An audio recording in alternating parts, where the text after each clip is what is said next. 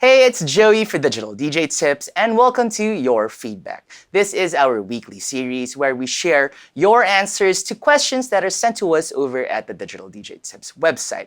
In this episode, we answered the question, should DJs play clean or explicit versions of tracks? Now, before we get to your answers, I'm going to share my answer first. I normally just play the explicit version of a track. That means I only have to download one version of a song over to my laptop, and the crowds I normally play for don't mind if there's a little bit of cussing or even a lot of swearing in the tracks that I drop. Of course, if I'm going to be playing, say, a wedding or a debut, a birthday or a quinceañera, or even a family gathering like a Christmas party or something like that, I just reach for the censor button in my DJ controller. I use a Pioneer DDJ RZ, and it's got a censor button that I can just reach for whenever an F-bomb is approaching, or if the language gets a little bit dirty. Of course, that means that I have to know the song inside and out more or less, just so I can anticipate when those dirty words are about to arrive. Right, so that's my answer. And now let's move on over to your answers. Let's check out what we've got here. Okay, so our first answer comes from a comment on the website. This is from Cusp, and he says, it's situational.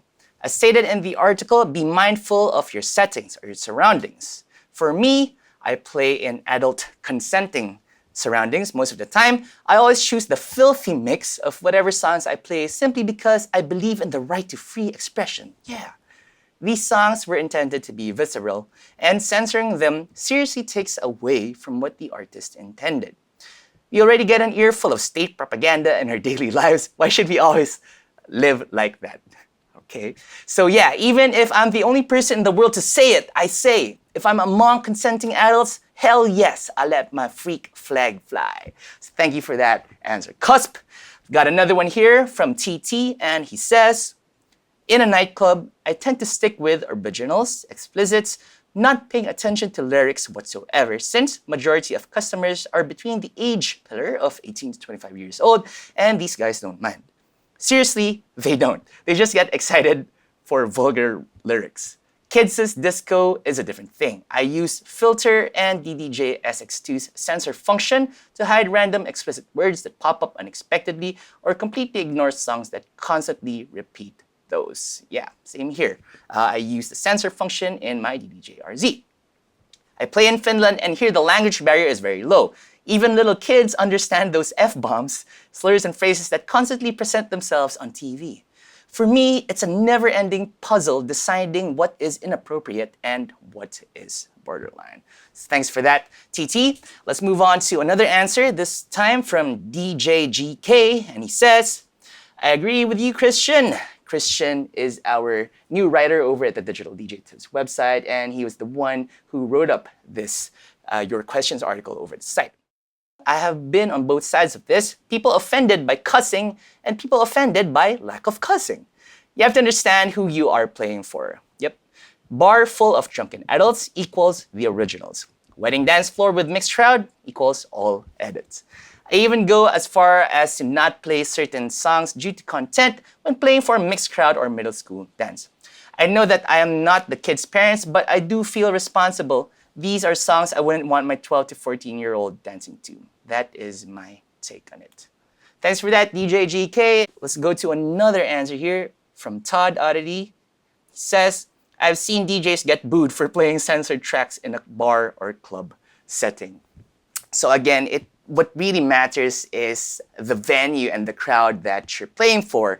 If it's a crowd that wouldn't mind, again, if these are adults and they are, I guess, they really don't care if you hear like a lot of swearing, F-bombs and that sort of stuff, then go ahead and play the explicit versions. But if you are playing something like a school dance, maybe something for your community where there are kids and adults mixed, or if it's like a church event, of course, then you may want to play the clean versions of these tracks, or at the very least use the censor function on your DJ controller. Okay, so we've checked out 4 answers so far. Let's get on over to a couple more. This one is from Audio Maverick, and he says, as someone who is clipping 60, I prefer as little profanity as possible, and suggestive lyrics can be more tantalizing than explicit. This is generational, I know. I've walked out of or switched channels on movies that insist on using the F word in dialogues as much as adjectives and verbs. That kind of seems to be the trend these days, right? Even shows on Netflix, Hulu always have like swearing and cussing more than shows used to have. I have done the same for comedians. I think a well-placed, colorful injection can relay a point, but it becomes numbing and distracting. It can also take away from the presenter's appreciation of their audience. As an old person, oh, come on, we're all young at heart here, I want the listener to use their imagination in their own way rather than directly push them into the visualization. It will be a much more vivid experience. Music is sensual, provocative, and enticing. Engage the power of the mind and let it engage the rest of the person. Really, really awesome answer there, Audimadrick. Thank you for that. Let's move on over to some more answers, this time from Facebook. Martin Callis says, I've retired from DJing now, but it was sometimes cringeworthy when playing a public gig to drop bad language in the track. Now I love hip-hop, which is littered with it, so it didn't offend me, but you can bet if a swear word dropped in a track, there would be someone out there ready to complain. Talking of clean track versions, if you want to laugh, listen to DMX's Up in Here on YouTube. It is ridiculous. Another answer is from Adrian Burton. He says, clean versions may sound outrageous to some DJs, but it is necessary depending on the type of gig you're playing. It's definitely useful for corporate work, for sports brands, and whatnot. I played during the NFL at Wembley Stadium last year, and they specified clean music as a requirement. Finally, this is an answer from Nick Jones, and he says, clean all day, can never go wrong. I hope clean versions or radio edit versions never go away. They seem to be getting more scarce.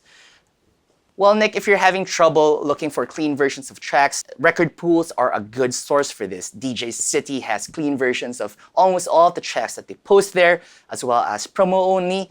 These are really, really good record pools that you can check out if you are having trouble looking for clean versions of tracks. So that's it for this week's Your Feedback. Thank you for sending in all of your answers. I always check Facebook, Twitter, and the Digital DJ Tips website for answers in the comments section. Please hit the thumbs up icon if you're watching this on YouTube. And if you're watching this on Facebook, hit the share button, share it with your friends. Let us know what you think as well, if you like this video or not. My name is Joey. Thanks for watching. I'll see you next week for another episode of Your Feedback.